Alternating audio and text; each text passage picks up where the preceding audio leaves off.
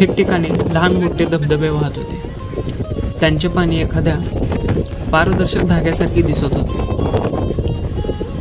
पायवाटेच्या दोन्ही बाजूंनी गर्द झाडी होती आणि पावसाच्या पाण्याने अधिक ती टवटवीत झाली होती।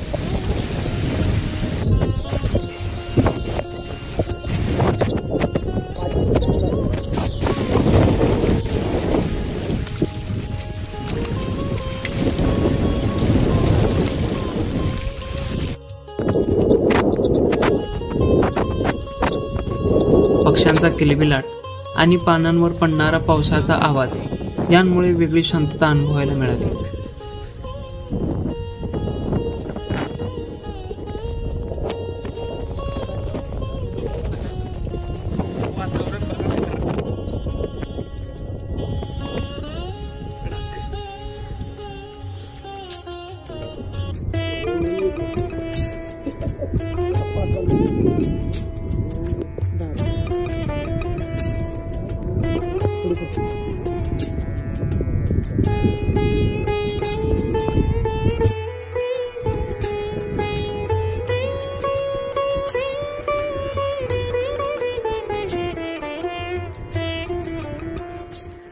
जसजसे आपण वर चढत आहोत तसतसे जंगल अधिक घनदाट होत चालले।